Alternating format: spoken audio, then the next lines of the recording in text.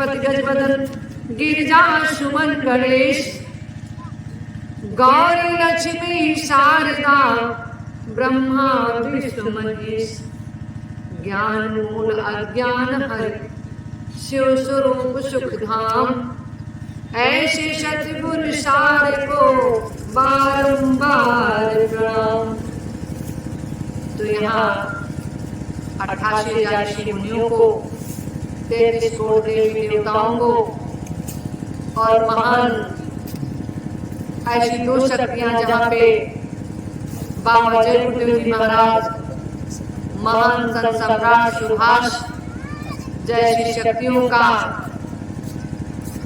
कितनी बार नमन करें, इस भूमि का कितनी बार नमन करें। और मंच पर हमारे विराजमान भैया जी को और आए हुए दूर दराज से हमारी माताएं बहनें, बड़े बुजुर्ग नौजवान भाई सभी को सादर जय हिंद, जय गुरुदेव, है हिंद, है गुरुदेव, जय हिंद, जय सुभाष और है हिंद, है सुभाष। तो आज का दिन तीसरा दिन है, चौथा दिन है, तीसरा दिन हो गया है सत्संग। आपको तीसरा दिन, चौथा दिन है कि तीसरा दिन आप बताइए? तीसरा दिन है, इसलिए कल तो चौथा दिन हो जाएगा। 5वें दिन बहुत बढ़िया आपकी कार्यक्रम, 5 दिन का कार्यक्रम हुआ। नहीं तो 3 दिन का होता था, 2 दिन में लोग भाग जाते थे। आज तो 5 दिन में पूरा ही होगा। आज इस कार्यक्रम में पंच परमेश्वर जरूर आए, इसलिए 5 दिन का कार्यक्रम रखा गया। नहीं रखा गया जबरदस्ती, पंच परमेश्वर ने आपको बांध करके रख लिया। जिन लोगों से काम लेना है वो लोग बने बेचारे इस आश्रम में पड़े हुए, वो जाना तो चाहते हैं लेकिन वो जा नहीं सकते, क्योंकि यहाँ पंच परमेश्वर की जैसे ब्रह्मा विष्णु महेश, और यहाँ पे ब्रह्मा जी ने सृष्टि की रचना की, तो आप लोगों को जरूर बैठाला गया। उसी तरीके से 5 दिन में जो भी इस कार्यक्रम का कलयुग में सतयुग लाने का जो आप लोगों ने निर्धारित समय का जो बीड़ा उठाया है, उसमें जितने लोग इस 5 दिन में शामिल हैं वही सतयुग त्रेता में जरूर शामिल थे। वो सतयुग में जरूर कार्यक्रम किए होंगे, इस सतयुग लाने की जरूर मेहनत की होगी। उसी तरीके से आज आप लोगों ने बड़ी मेहनत भी की, सेवा भी करते हो। आपको कहना नहीं पड़ता कि आप आओ सत्संग सुनो या सेवा करो। अब धीरे धीरे आप लोग बदल रहे हो, क्योंकि परिवर्तन का समय धीरे धीरे पास आ रहा है, नजदीक आ रहा है। तो हम लोग भी बदलाव कर रहे हैं, आप लोग भी बदलाव कर रहे हैं। अब भैया जी में भी बहुत बदलाव आ गया, बहुत बदलाव आ गया। पहले से तो आप देखते हैं बहुत बदलाव आ गया, मेरे में बहुत बदलाव आ गया, क्योंकि आप कहीं भी पड़े रहते हो, मुझसे कोई मतलब नहीं है। आप सेवा करो या ना करो, अब तो मैंने सोच लिया करोगे तो परिवर्तन होगा और नहीं करोगे तब भी परिवर्तन होगा। नहीं होगा। मुझे तो स्वामी ने कहा बच्चों जाओ पूरे देश में बता दो, किसी के बाप की बकौती नहीं, परिवर्तन आने से और परिवर्तन करने से कोई रोक ले। हरियुग में हुआ है, आने वालों को कोई रोक नहीं पाया और जाने वालों को भी कोई रोक नहीं पाया। इसलिए यहाँ पे जो भी आएगा उसको कोई जाने की कोई अनुमति नहीं देगा, और जो आना चाहता उसको आने की भी अनुमति नहीं कोई देगा। आओ या ना आओ, मर्जी आपकी, और जाओ तो मर्जी आपकी, क्योंकि अब काम बिल्कुल क्लियर हो गया है। रहोगे तो आपकी मर्जी और चले जाओगे तो आपकी मर्जी। इसीलिए भैया से जब पूछते भैया जाए तो डायरेक्ट कह देते जाओ भैया, हम भी कह देते जाओ, क्योंकि अब मुझे तो अब उन लोगों की जरूरत है जो अपनी मर्जी से, अपनी स्वेच्छा से, अपनी इच्छा से, अपने शरीर से, ताकत से, मन से, तन से, धन से जो भी यहाँ रुक जाए सेवा कर दे, वही समझ लो सतयुग का पूर्ण योगी के साथ वो काम करने के लिए तैयार है। इसलिए कल देखा अभी शास्त्री जी भी कल जा रहे थे, कहते भैया दे दो छुट्टी, अभी हमें बहुत कुछ काम का बहुत कुछ बताए थे, लेकिन जब हम कल चले गए और शाम को आए तो शास्त्री जी अपना वही राग डपली वही गा रहे। तो हमने कहा शास्त्री जी नहीं गए, तो हमने कहा धीरे धीरे पकड़े क्यों दे रखे, क्योंकि इनकी बीवी भी साथ है नहीं है, वो चाहते हैं लक्ष्मी, तो कहते हैं चलो यही कार्य किया जाए। उनका भी मन है, इनका भी मन है कि परिवर्तन होना है, और कहीं हम चले गए तो पीछे विचलित हो जाएंगे, तो हमारा जो काम है अधूरा रह जाएगा, हम अलग हो जाएंगे।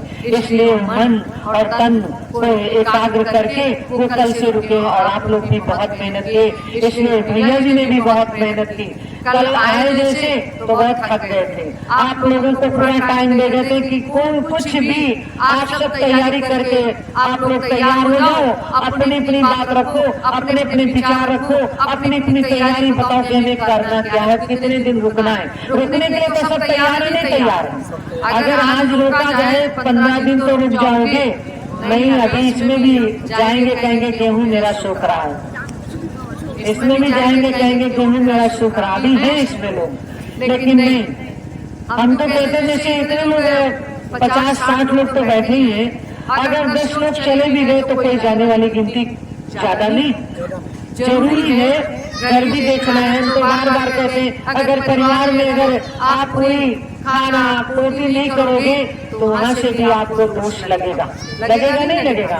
भाई जानवर है, बीवी है, बच्चे हैं, अगर उनको टाइम से खाना पानी में अगर कहीं तकलीफ हुई तो आपको दोष नहीं, हमें दोष लगेगा, उस महापुरुष को भी दोष लगेगा। महापुरुष भी कहते थे, जब मथुरा में स्वामी जी सत्संग सुनाते थे तो कहते थे बच्चों समय से घर चले जाओ और समय से आ जाना, और पूरा काम करके आना, कोई काम अधूरा घर का न रह जाए। जानवर के लिए व्यवस्था कराना, खेती की व्यवस्था सारी पूरी क्लियर करके आना, और बच्चों की व्यवस्था करके आना, और यहाँ मन से सेवा करना। अगर 10 दिन रहना है, 5 दिन रहना है, महीने भर रहना है, तो वहाँ से आप जानकारी लेते रहना, मेरे बच्चों को, मेरे घर में किसी जानवर को कोई दुख तकलीफ तो नहीं। और जैसे आपको कोई परेशानी सुनाई दे तो आप यहाँ हमसे अर्जी लगाना, और अर्जी लगाने के बाद आप तैयारी करके अपने घर भी चले जाना। स्वामी जी बराबर बोलते थे, लेकिन आज वही काम फिर आ गया।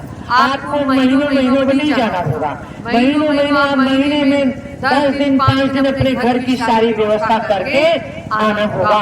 और सारी घर की व्यवस्था देख करके, जैसे कोई कहता मेरी बिटिया की शादी है, मेरे बच्चे की शादी, उसको भी जरूरी है।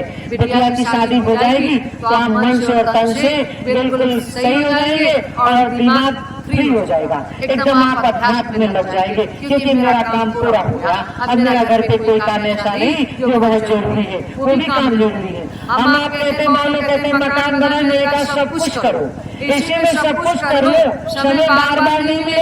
हो सकता है ऐसा भी समय महाभारत हो जाए तो, और महाभारत काल में बहुत लोग मर गए थे, अच्छे अच्छे लोग मर गए, तो फिर अधूरा न रह जाए। ये महाभारत का काल है, और अध्यात्म का है, राजनीति का है। कब कौन ऐसा महाभारत के समय को लोग बताते थे कि हाँ युद्ध शुरू होगा और अभी युद्ध खत्म होगा, लेकिन इस युग में कोई युद्ध बताएगा नहीं कब शुरू होगा और कब खत्म होगा, कब शुरू हो जाए। कोरोना आ गया, रास्ते में जा रहे हो, खत्म हो गए, कौन जानवर को पानी देगा। ऐसी ऐसी महामारी आ रही, ऐसी ऐसी आपत्तियां आ रही, ऐसी ऐसी विपत्तियां आ रही, ऐसी ऐसी शक्ति नहीं, ऐसे ऐसे काल चलेगा आपके ऊपर, काल चक्र, तो आपको ऐसा मारेगा उस रास्ते से हटाने के लिए कि आप कहीं अच्छे रास्ते पर अपना मन और तन अपना कहीं समर्पित मत कर दो। तो इसलिए हम लोग खूब मन से सारे काम को करके, सारी व्यवस्था करके, चाहे घर की हो चाहे बाहर की हो, करके इसके बाद अपने इस काम में, कौन से काम में, कर्म धर्म के काम में, इस सतयुग के काम में हम लगेंगे, सतयुग लाने के लिए और कलयुग को भगाने के लिए। तो हम लोग सब लोग समर्पित है ना, जितने लोग समर्पित है सभी लोग समर्पित है। सब लोग आज भैया जी के हाथ उठा दिए, ये भी बिल्कुल समर्पित हो गए। इनसे पूछो क्यों समर्पित हो गए? इनके भी जो शास्त्री जी रोज कहते थे मेरी बिटिया की शादी हो जाए, ये भी फ्री हो गए एकदम, ये भी एकदम फ्री हो गए, इसलिए दोनों हाथ उठाए। वैसे देखा करते थे कभी हाथ नहीं उठाते, यार आप लोग उठाओ और हम भैया नहीं खाएंगे, अभी मेरा समय नहीं है। अब तो पूरा समय इनका भी हो गया और मेरा तो हर समय रहता है। मेरे तो सब बच्चे हैं और सब बेटी बेटा, सब माँ सब भाई सब बाप, जब जिसका काम हो तब मुझे ले चलो, इतनी देर काम में के बाकी फिर हम फिर हम हर समय फ्री और हर समय व्यस्त। मुझे जिधर ले चलो उधर काम, और जिधर नहीं काम उधर नहीं काम, हम फ्री। हम तो शक्ति नहीं पैदा हुए। शक्ति जो आती है नारी शक्ति में वो पावर। स्वामी जी ने बताया, ईश्वर ने भी वो नारी शक्ति बताई कि सीता के जाने के बाद कोई घर में सीता के लिए आपत्ति तो नहीं थी, खाली राम परेशान थे। राम क्यों परेशान थे? उनकी बेइज्जती हो रही थी, वो भी परेशान थे, तो उनकी बड़ी बेइज्जती हो रही थी। कह रहे मैं राम हूँ और मेरी बीवी को रावण ले गया, और कहीं अगर गलत कर दिया तो मेरा मुंह दिखाने लायक नहीं रह जाएगा। इसलिए वो परेशान थे। सीता के घर में कोई नहीं परेशान था। माँ ऐसी पैदा ऐसी शक्ति है, जब शक्ति आई तो उसको काम करके ही अपने को जाना है, उसको काम करना था सीता को। तो सीता को काम करने के लिए रावण ले गया, और रावण न ले जाता तो काम अधूरा राम नहीं करते। राम बढ़िया जंगलों से बढ़िया खान छान करके अपने घर में फिर वही आते और कुछ नहीं होता।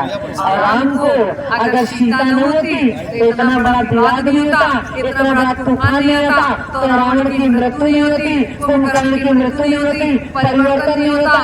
तो त्रेता में वाल्मीकि रामायण और तुलसी रामायण और भट्ट रामायण कैसे तैयार होती?